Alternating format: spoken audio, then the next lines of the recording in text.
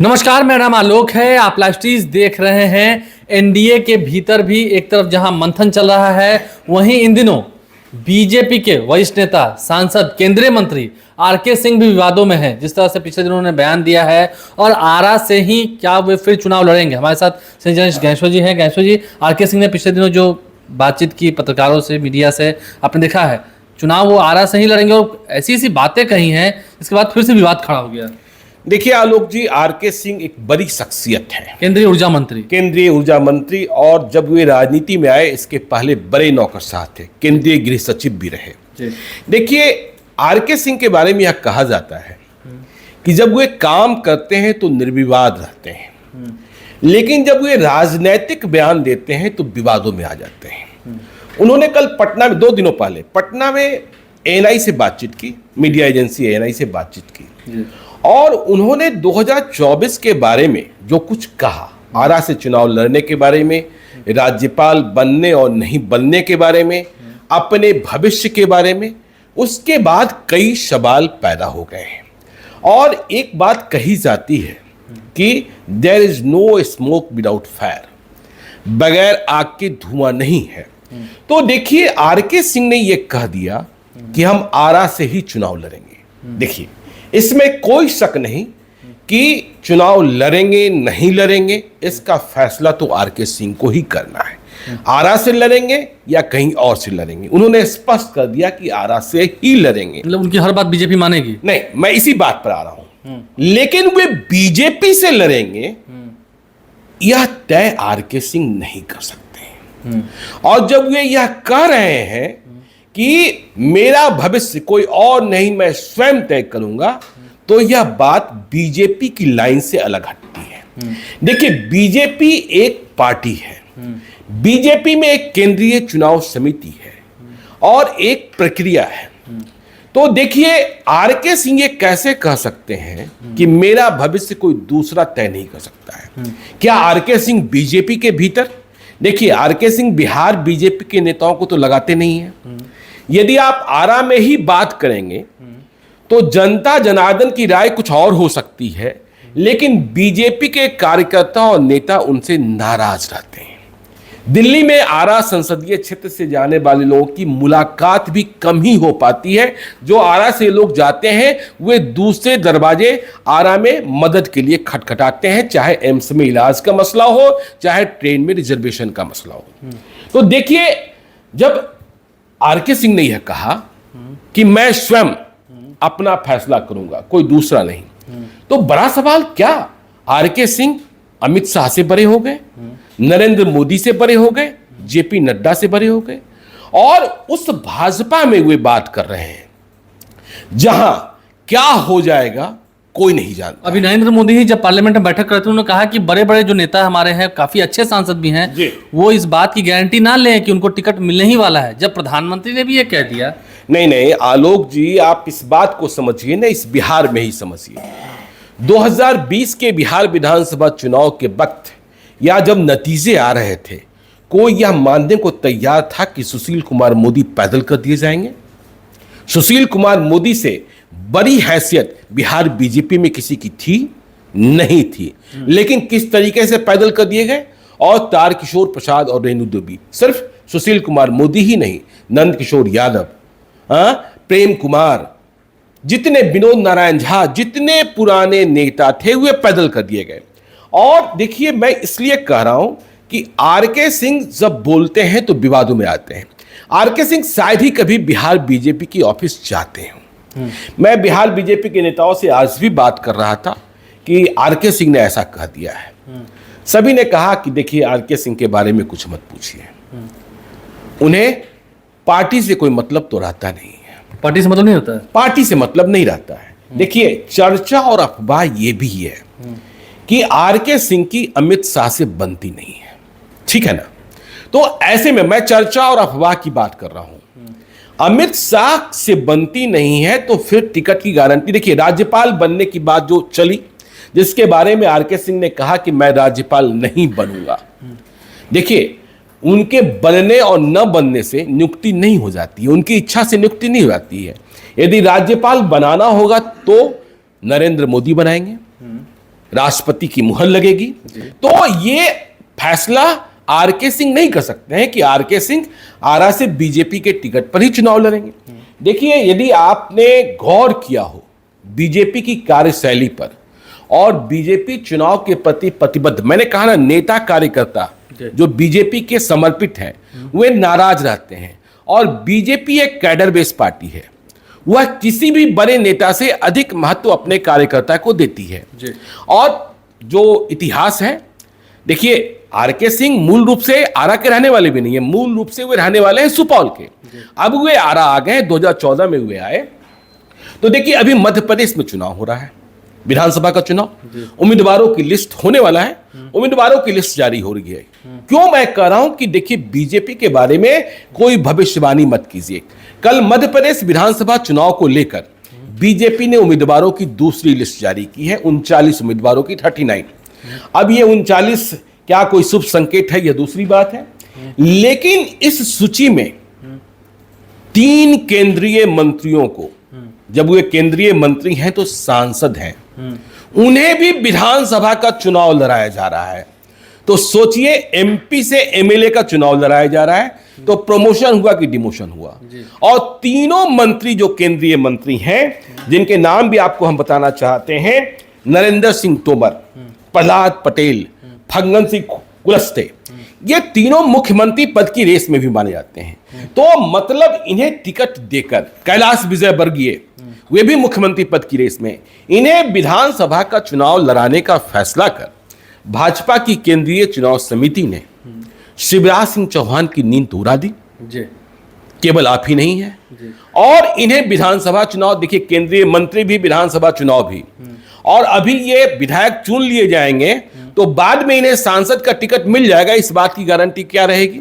मध्य प्रदेश में यदि बीजेपी की सरकार बनी तो या तो ये मुख्यमंत्री बनेंगे या सिर्फ विधायक रह जाएंगे। सीएम भी कोई एक ही बनेंगे ना, एक ही बनेंगे ना। फिर शिवराज सिंह चौहान का क्या होगा?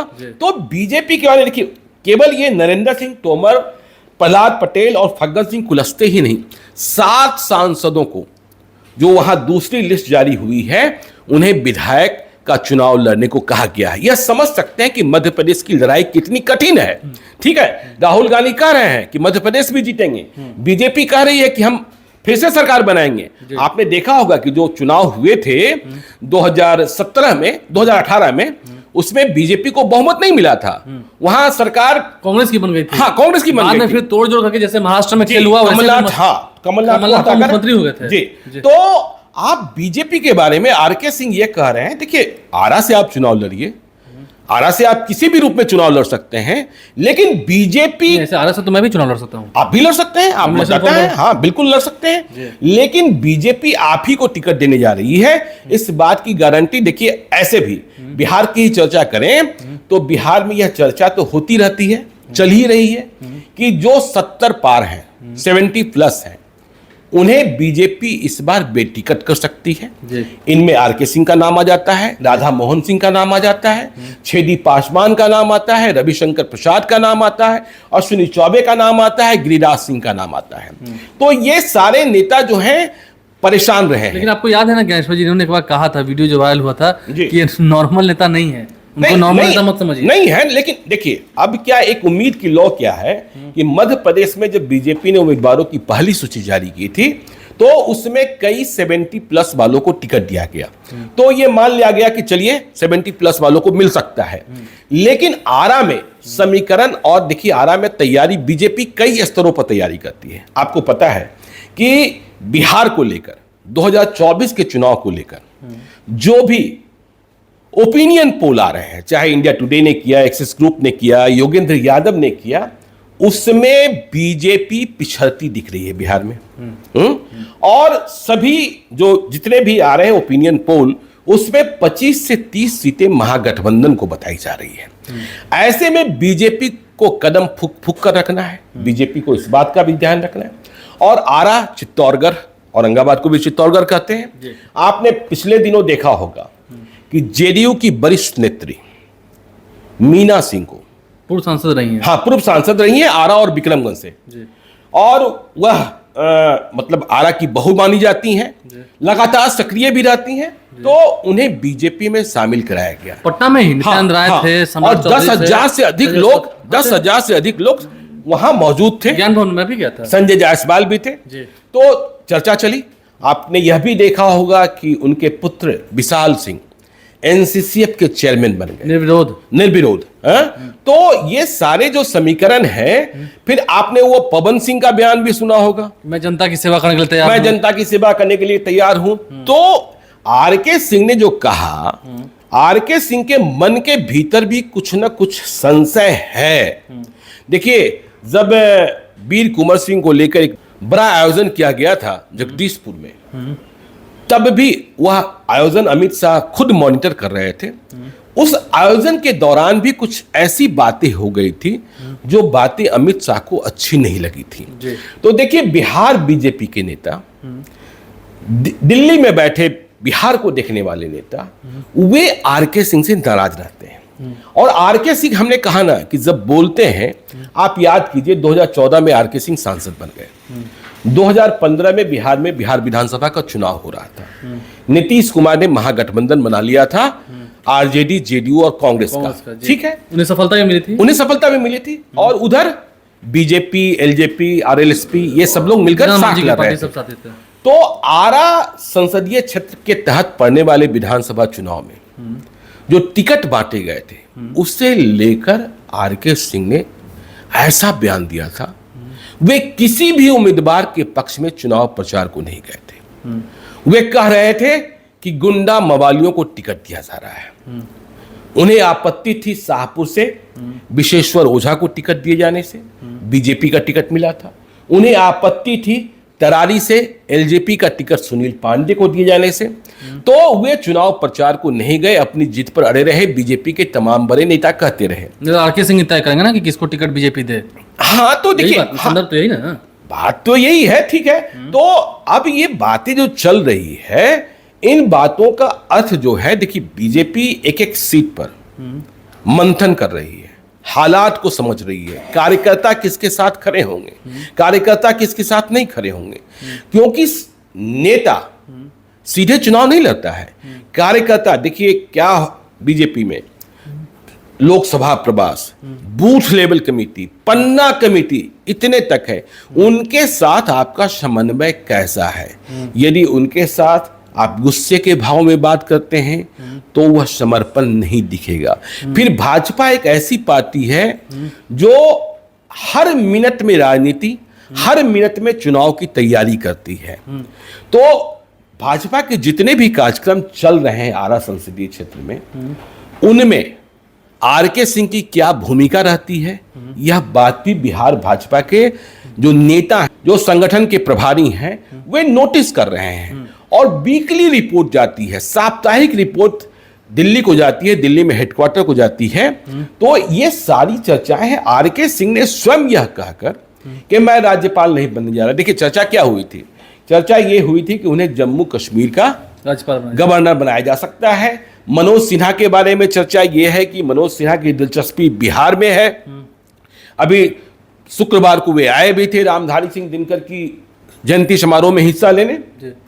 तो ये सारे समीकरण जो हैं, आरके सिंह जब बोलेंगे तो विवादों में घिर जाते हैं, इसमें कोई शक नहीं है। और उन्होंने यह बताने की कोशिश की है कि हम अपना फैसला स्वयं लेते हैं।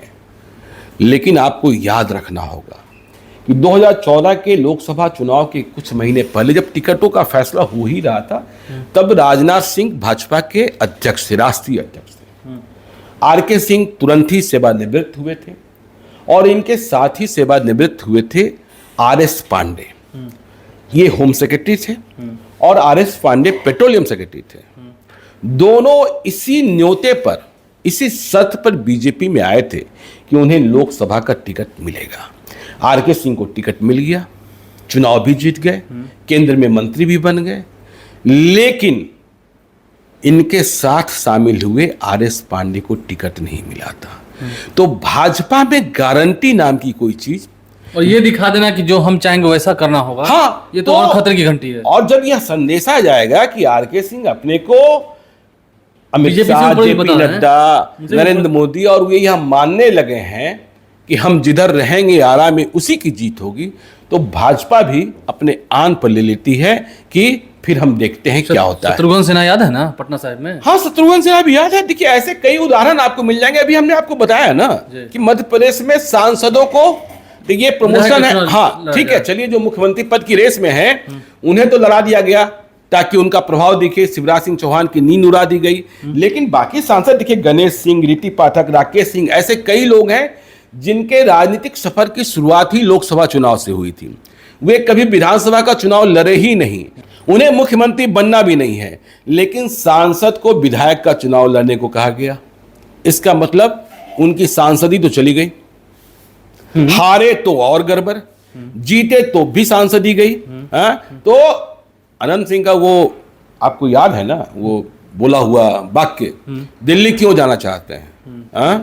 तो दिल्ली जाने की बात होती है, पटना से, बिहार से, भोपाल से जाने की बात होती है, तो वो तरक्की के लिए बात होती है, हवाई जहाज से। हाँ, हवाई जहाज से। और हर एक व्यक्ति नीतीश कुमार की तरह, लालू यादव की तरह मुख्यमंत्री तो बन नहीं सकता है। ये भी बात सही है। और जहाँ तक बात आरके सिंह की है, आरके सिंह अगर चाह रहे हैं कि वो जो चाहेंगे वही बीजेपी में होगा, बीजेपी वैसा ही करेगी, हो सकता है वो नॉर्मल नेता नहीं भी है, करा बहुत कुछ सकते हैं।